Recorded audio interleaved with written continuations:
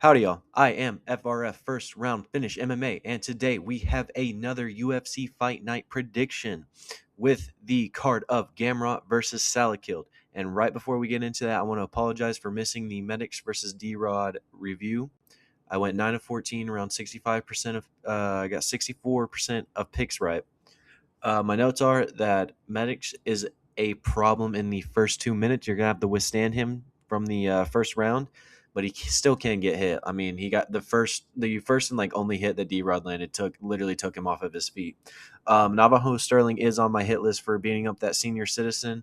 Sipo needs to hop back on steroids. Vlogden needs to cut down to 125. Nobody will be able to KO him, especially putting on a performance of getting his ass kicked by a 145er like that. And Michael Oliveira literally has bowling balls in his goddamn hands. I mean, he literally put out Oben Elliott with a jab. It was crazy. But enough of that. Let's get started with the first fight on our hands with Juliana Miller versus Ravina Oliveira. Alrighty, Juliana Miller. She's 30 years old, 5'7", 66-inch reach, and a record of 4-4. If she loses this fight, she will have a negative record in the UFC. Bottom of the barrel, one tough, which is that's something, at least something. So she is 2-3 in the UFC. She lost her last fight. I mean, just literally bottom of the barrel, kind of like the worst MMA you can get. It's horrid. It's horrendous. I mean, doesn't even deserve to be in the UFC. What can I say? 4-4 is actually insane. Ravina Oliveira, 29 years old, 5'5", 65-inch reach with a record of 7-4-1. She hasn't won a single fight in the UFC. She is 0-3 in the UFC. Out of her first, that she has what, 12 fights? She has 12 fights. Out of her first 8 fights, one person had a win.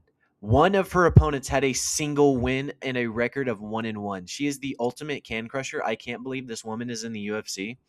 That is insane. 8. She had 8 opportunities to fight an opponent with at least one win, and she did that once. It was in her like 4th fight. That is abysmal. That is fucking crazy. Why is she in the UFC? It's insane. Like Habib Nurmagomedov, you could say he was a can crusher. He was fighting nobodies. This chick fought moms in grocery stores. It's crazy what she did. I just can't believe she's even in the UFC. So yeah, I have Juliana Miller by like first round submission, but I honestly could give less of a shit. I mean, Juliana Miller has like 2 submission wins, but I think she won by Kimura in the Ultimate Fighter.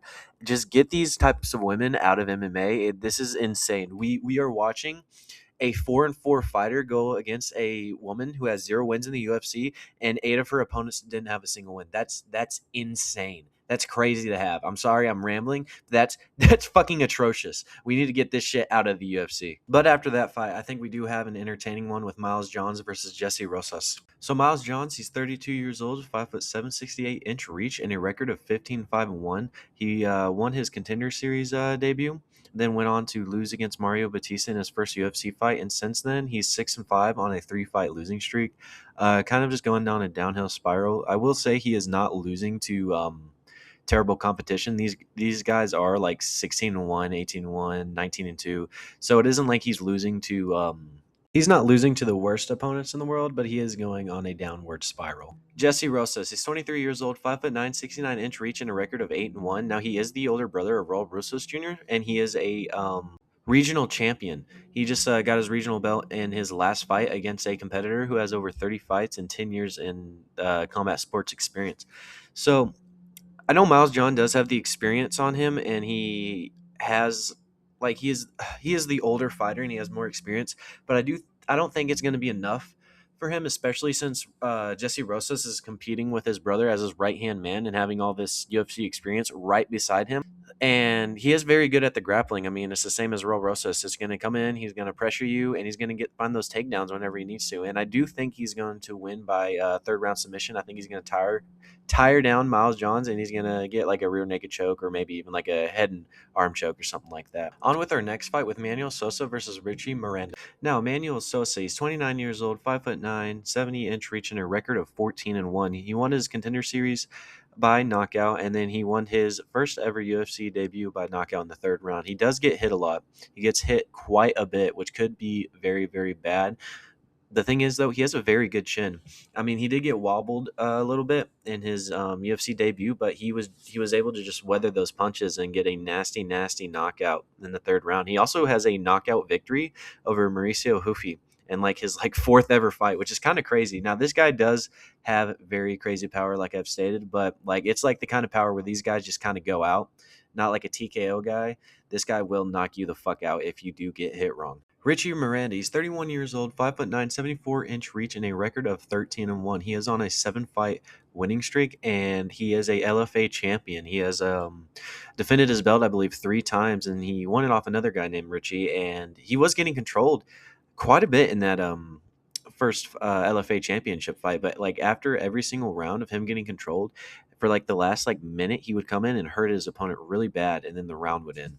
After the fifth round, getting the TKO actually.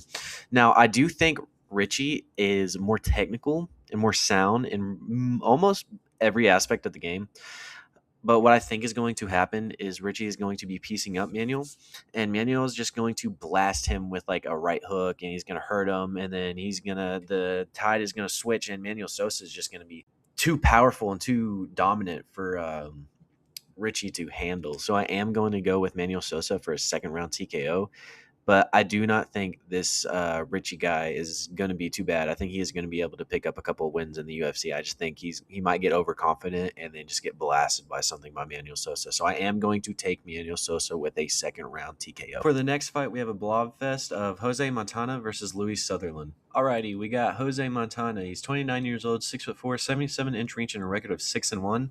The gentleman he lost to went on to fight Austin Lane in the Contender Series, and he got slimed out in the first round by Austin Lane.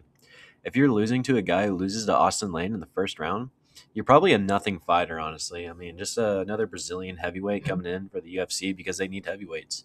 And it's not like he had like a really good record to begin with. I mean, he's just fighting trash cans. So this is what you get with a heavyweight. Louis Sutherland, he's 32 years old, 6'3", 76-inch reach, and a record of 11-5. He doesn't look like that anymore, by the way. Not at all. Not even close. He has one win against Taito Ivasa, who is on a 7-fight losing streak. But to be fair to him, the opponents he's losing to in the UFC is Walter Walker and Brendan Petrick or something like that. And those guys are like actual threats in the heavyweight division. They're not regional scene losers like on the Brazilian scene. So I do have Louis Sutherland for first round TKO. If you can't take out a trash can like this, I mean, just cut them both from the UFC. You know, it's just awful. Diar Nurzage versus Bruno Lopez. Diar Nurzage is 29 years old, 6'2", 74-inch reach, and a record of 11-2. He is a regional champion and actually has a win in the UAE promotion, which is a respectable promotion, honestly. Won his contenders fight, then lost to Brinson Ribeiro. You're automatically nothing after you lose to Brinson Ribeiro, and he lost another fight after that. He did bounce back with another win, so he is 1-2 in the UFC. But man, oh man, this card is not pulling out the big guns for these fights. I will tell you what. Bruno Lopez, he's 33 years old, 6'2", 74.5-inch reach with a record of 14-3. He's coming off of 2 very bad knockout losses. One to Navajo Sterling, where he just ate an elbow from a bottom position, and oh my god, it was really, really bad. Went on the Contender Series for the first time and lost to Brinson Ribeiro, dude. Man, he won a second Contender Series appearance, but since then got knocked out twice. Man, I just don't think. I think he's coming in too early. I think he needs more time to recoup from that nasty knockout loss to Navajo Sterling, and I just don't think his chin is going to be able to hold up at all, man. So I do have Bruno Lopez getting knocked out in the first round, unfortunately. Now, this is going to be a very fun heavyweight fight with Stephen Asplund versus Guilherme Pat. Now, Stephen Asplund, he's 28 years old, 6'5", 78-inch reach, and 5'2". This guy used to be like 550 pounds. This guy used to be ginormous. He lost a bunch of weight, started doing MMA, got into MMA, kickboxing, all that stuff, and won his fight on the Contender Series by knockout, and then got another standing TKO in his UFC debut. Lost to Victor Petrino. Not a bad loss at all. Victor Petrino is on a 3-fight winning streak. and he is starching guys out. He starched Peterson, who is a training partner of Steven Asplin, and Steven Asplin was able to take everything that Victor Petrino was giving him, and he actually knocked down Victor Petrino and was hurting him a couple times. This guy is very, very, very, very, very good at striking with just pressure, pressure, pressure. He literally throws like 300 strikes for a heavyweight, which is insane. I guess losing all that weight just kicked up his cardio to an insane level. And I really do like this guy. He is a very humble UFC fighter. He's like the anti Josh Hokett, and I can appreciate that. Guilherme Pat, he's 32 years old, 6'6", 81-inch reach, and a record of 6-1. This dude almost got starched out by Thomas Peterson, like very, very badly. He got caught with like a overhand or something like that, and he almost did like a full cartwheel onto his head. Um, so I don't really rank him too highly. He did win his debut in the UFC, but after that, it's kind of a shock to lose to Thomas Peterson like that. He was just getting outworked. So I do think this is going to be a pretty decisive fight. I think Steven Asplin is just going to be all that pressure is going to work up to him in the first round, and in the second round he's going to end up just kind of crumbling in a ball. And we got Steven Asplin by second round TKO. I think it'd be the funniest thing ever if we get Steven Asplin in like a top 10, top 15 ranked, because then you see some of these like roid monsters or former roid monsters at heavyweight, and then you got a guy like Steven Asplin up there with the rankings. I think that'd be awesome. So we got Steven Asplin by second round TKO. For the next fight, we have Ty Miller versus Billy Ray Goff. Ty Miller is 26 years old, 6'2", 77.5-inch reach with a record of 7-1 no contest. Now Ty Miller is a pretty big welterweight, especially with that reach. He looks fairly big. He's not as big as like a Carlos Prates or a Michael Morales, but he is a decent sized welterweight, and he does have very good hands.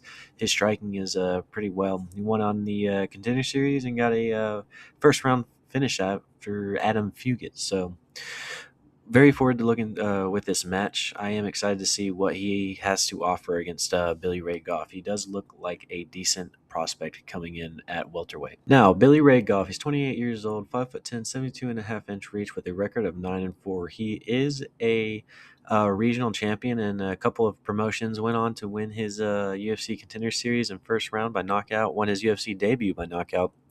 But since then, he is on a 2-fight losing streak and did get finished in his last showing. Now, Billy Ray Goff, I mean, I can kind of see him maybe being able to compete in the welterweight, maybe just kind of scraping by, kind of like this guy is going to lose one or lose like 2 or 3 and then win one. I don't think this guy's going to go very far. I mean, just his showings in the past couple of fights kind of show you what's going to happen. Ty Miller's just going to be way too big for Billy Ray Goff. And he has only been knocked out, not even knocked out. He got TKO'd by Dr. Stoppage, but I think Ty Miller is just going to be so much bigger than him, so I am going to go with Ty Miller by a second round TKO. Amanda Lemos versus Alexia Tenara. Amanda Lemos, she's 39 years old, 5'4", 65-inch reach, and a record of 15-6-1. She's on a 2-fight losing skid right now. She struggles with grapplers, but she is a almost 10-year veteran in the women's UFC. So she does have the experience over Alexia, but she really does struggle with grappling a lot. She has only been submitted twice, but she just gets controlled quite a bit, especially for the level she is at. Alexia Tainara, she's 28 years old, 5'4", 67-inch reach, and a record of 14-1. She's on a 12-fight win streak right now, including a win on the Contender Series and a 3-fight winning streak in the UFC. She's a very, very dangerous grappler. And like I said, Amanda Lemos is not the big fan of grapplers, so I think this one is a pretty cut-and-close case. Easy 30-27, maybe even a 30-26, depending on how the judges score this for Alexia Tainara. And for our next fight, we have Darren the Damage Elkins versus Yadier Del Valle. Now, Darren Elkins, he's 42 years old, 5'10", 71-inch reach, and a record of 29-12. He is a certified UNC and a certified legend in MMA and the UFC. He has like 16 years in the UFC. Lost his last fight, but I believe he's two out of his last 3. But man, he's 42 and he's very, very old, and he's coming up against a prospect in Yadier Del Valle, and I'm hoping this UNC plot armor kicks in for Darren Elkins, because I would love for him to get one last win. I always want these older guys to win, like Jim Miller, Cub Swanson, all this kind of stuff. And honestly, I'm just hoping and praying that happens. I want these old guys to go out and win, but this is a new man's sport, and unfortunately, it usually doesn't end like that. Kadir Del Valle, he's 30 years old, 5'9", 69-inch reach, and a record of 10-1, winning his Contender Series fight, and then had back-to-back submission wins. But recently lost to Jordan Levitt, which Jordan Levitt is he's not really a contender. He is just kind of a guy who floats around a little bit. Will pick up a couple wins, but he will get trapped in submissions. Patty Pimblett kind of just got him with a submission, and his last fight he lost due to submission, just kind of putting his head in a takedown and getting caught. But anyway, Diwali is a decent guy. He has all these. He's coming up on 2 wins, even though that loss kind of hinders him a little bit. But just the age factor of Darren Elkins and stuff like that is a big problem. This man is in his prime. Darren Elkins is 12, 13, 14 years past that. I don't think Yadira Davele is going to get a submission. The only man to submit Darren Elkins was Charles Oliveira.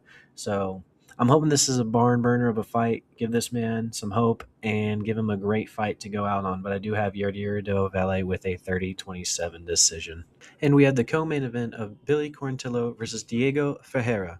Billy Quarantillo, he's 37 years old, 5'10", 70-inch reach, and a record of 18-7. Now, he won his Contender Series by knockout, went on to a 3-fight winning streak. And I believe, no, it wasn't a finish streak, but it was a 3-fight win streak after his Contender Series performance. But since then, he is now 6-5 in the UFC, losing his last 2, and he also hasn't fought since he fought Cub Swanson, and that was almost a year and a half ago, and with a brutal knockout. And it was a lot of damage. I don't know if he's been injured or he's just been inactive. But it was a lot of damage taken in that Cub Swanson performance. But he was landing some pretty good, decent shots on Cub Swanson and hurting him quite a bit of times, but he also did get knocked out in a very, very bad way. He also got finished by Yusuf Zalal in his second to last fight. He got choked out, I believe. Diego Ferreira, he's 41 years old, 5'9", 74-inch reach, and a record of 19-7. Now, this man is also on a 2-fight losing skid, but the opponents that this man is losing to is not even close to the scale that Billy Quarantillo is losing to. This man's worst loss is Alexander Hernandez, who before his last fight was on a 4-fight win streak. He's lost to Alexander Hernandez, Grant Dawson, Beneil Dariush twice, and Dustin Poirier. And it's just like this guy is only losing to the best. You can't really dock him points for that. And most of those fights were almost 10 years ago, like 8 to 10 years ago. So Diego Ferreira is also very ferocious in his hands. He slept Michael Johnson out cold, and he also knocked out Mateus Rebecki in the 3rd round. So if he connects with Billy Quarantillo is going to go out. And for those reasons, I do have Diego Ferreira for a 2nd round knockout.